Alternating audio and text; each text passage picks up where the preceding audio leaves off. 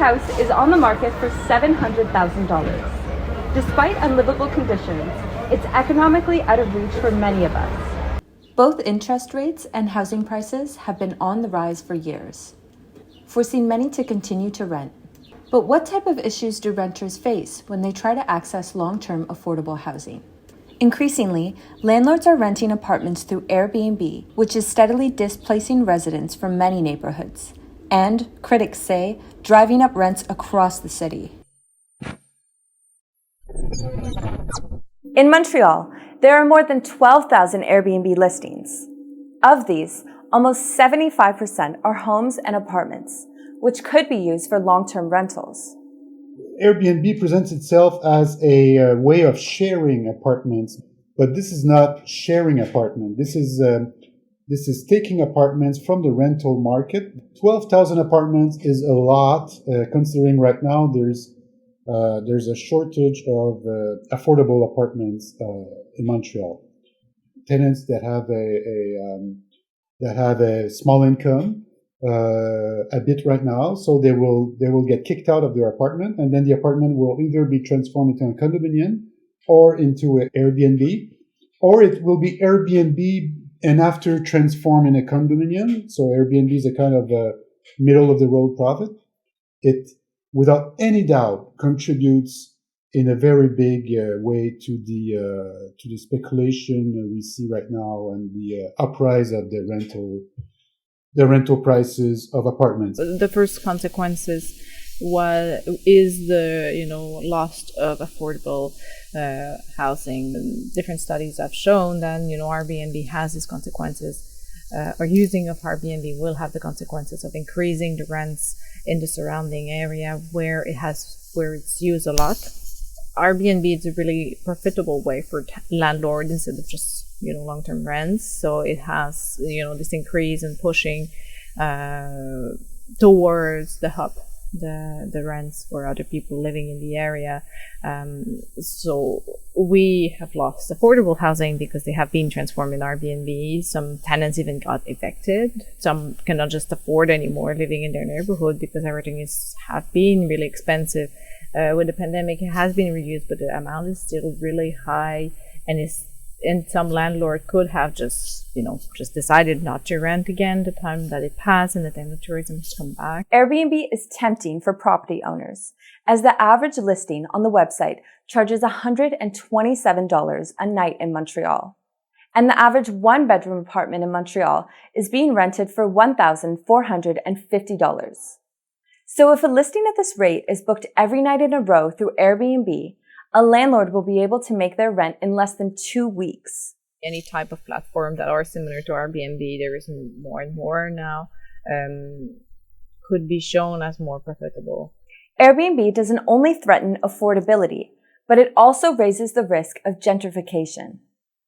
Neighborhood where there is a concentration of Airbnbs, I think about downtown Ville-Marie or even the Plateau Mont-Royal, there is a lot of other consequences have been seen on, the security, tranquility for the tenants are sometimes living or surrounded by tourists and parties, trash, and all these things that also are an inconvenience. Some people also testimonial of the fact that they're feeling less secure because they don't know their neighborhoods anymore, and it's changing every week, every weekend, and they don't feel as safe as they were feeling before. The Montreal and Quebec governments have put regulations in place to limit the kinds of unlicensed Airbnbs and short-term rentals that have been leading to increased gentrification. Regulations include registering with Revenue Quebec or facing fines, with the provincial CAQ government enforcing hosts to pay for a license number and show it on their property, while Montreal's municipal government has limited Airbnb from operating in certain areas of the city. But is it enough? Yeah, nothing that the government have put in place really worked for stopping the phenomenon and protecting tenants that live daily the consequences of the amount of Airbnbs in their neighborhood. The platform also not really responsible of the application of the law, considering that, for example, if you go on the platform of Airbnb, they never ask your number. You have to put it yourself. The registration number that is technically obliged since the bylaw 67, the regulation is not working and we are not seeing anything that have been put forward that's to change or even to force the platforms like to Airbnb to oblige to have the number the Quebec government needs to adequate protect the affordable housing that is still on the rent market right now, and protect tenants that are victim of all the consequences of this market. Major real estate speculators that buy up multiple properties, evict the tenants, and then turn these properties into hotels when it's completely illegal to have that kind of an operation in a residential setting. We estimate that thousands of apartments that could otherwise be inhabited by tenants have been removed from the market for these hotel-like operations. Despite hosts being required to have a license for their short-term rental, almost 95% of Airbnbs in Montreal are unlicensed. 95% of the Airbnbs are not licensed.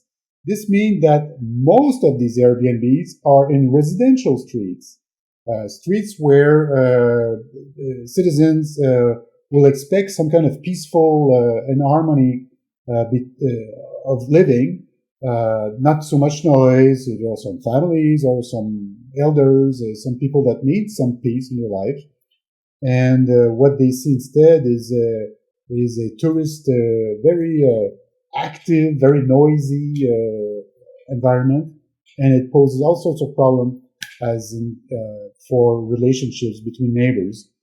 Frapperu believes it's essential to ban Airbnb from the province in order to protect access to long-term affordable housing. And they aren't the only organization that thinks so. Airbnb is in itself doing every trick of the trade to evade any kind of verification. They always go around these bylaws. The best way to end Airbnb is to end Airbnb.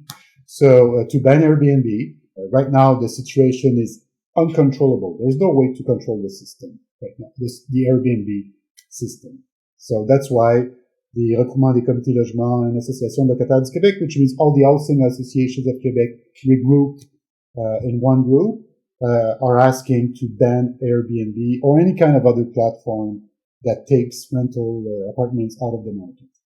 The CAQ is very sensible to its public reputation. The CAQ is not a very ideological party. It is a bit, but not that much. It is a populist party. So when the people are preoccupied about a problem, the CAQ will do something about it. Last year, the CAQ was against the idea of a housing crisis. Now that more and more people talk about housing crisis, they accept that there's a problem about housing crisis. It's a populist party that will change their mind if they see that there's more public voices asking that something be done.